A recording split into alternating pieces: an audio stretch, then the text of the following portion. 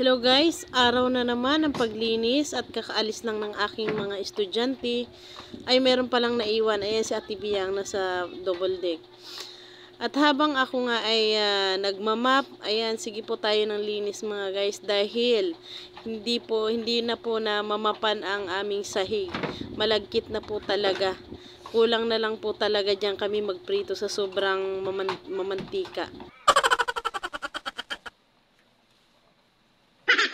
Alam nyo kasi mga Mars, sa sobrang kabisihan ng inyong lingkod ay nakpo po, minsan lang talaga tayo magmap dyan sa ating sahig.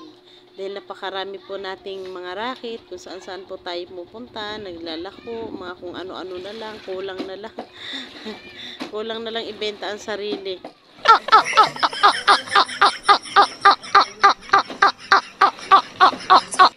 Nagmap na talaga tayo mga Mars dahil alam nyo po dumating ang aking pamangkin nung isang araw, bumili sa akin ng saging kunyelo.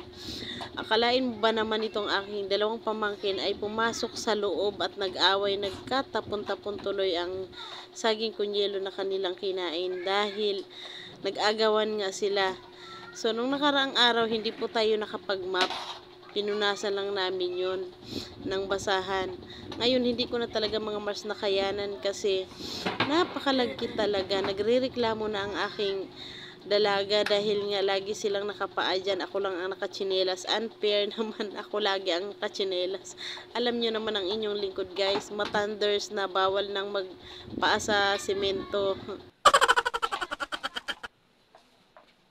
Sige lang Inday, kasi map ka lang ng map dyan, maglinis ka lang dyan.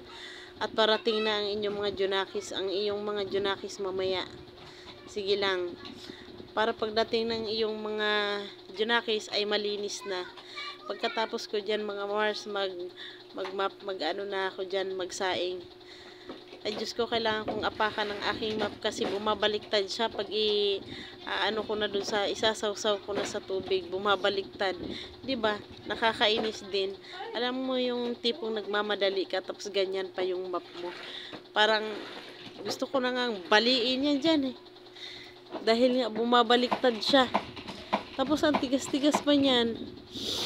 So, ayan, syempre, wala pa naman tayong pambili. Dahan-dahan muna natin siyang gamitin kahit ganyan pa sira-sira. Wala pa tayo kasing pambili mga Mars. Kaya, ayan, syempre sa mga kasulok-sulukan atin ding idadamay. Kasi matagal na nga po kaming hindi nakapag-map mga Mars. Ayan, pinalipat ko si Piyang dyan sa pom kasi nga mamapan ko din yung inupuan niya doon. Ayaw naman tumayo kasi kaya napilitan niya siyang tumayo. Wala siyang magagawa kasi pupunasan ko din siya ng map kung ayaw niyang tumayo mga Mars. Buti naman nakinig sa akin at ayan nga. Sorry Ate Biyang ha. Alam mo naman na kailangan talaga ni Mama mapanyan diyang ilalim ng ating double deck kasi napakarami na talagang alikabok. Nakita nyo yun guys, bago ko siya isawsaw para hindi bumaliktad, nakuha ko na yung technique niya eh. Apakan ko muna bago ko isawsaw sa tubig kasi bumabaliktad siya pagdating doon. Yan.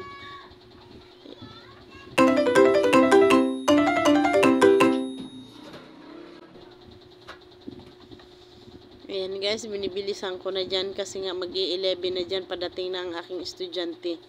Si Bunso padating na dyan. Alam nyo naman po, kailangan nakaluto na ako bago yung dumating kasi mabilis lang din yun siya. Ayan Mars, hoy napagod si Kulasa. Pawis si Kulasa sa kakamap. At ayan na nga po guys. Ayan, huminto muna tayo dyan saglit kasi ang sakit ng balakang ni Madam. Alam nyo naman pong matanders na tayo. Ayan po, dyan sa may, dyan sa may rep, dyan mismo natapon yung nila, yung halo-halo nung dalawa. Yung saging kunyelo nila. At ayan, tapos na nga ako mga guys mag-map.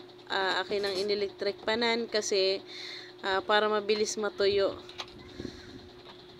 Ayan pa. Ayan, apakan muna natin ang ating map kasi nga yun ang technique natin dyan para matuyo. Ayan po. Tapos na po tayo at malinis na. Pawis-pawis na si Kulasa. Natapos din ang ating pagmamap.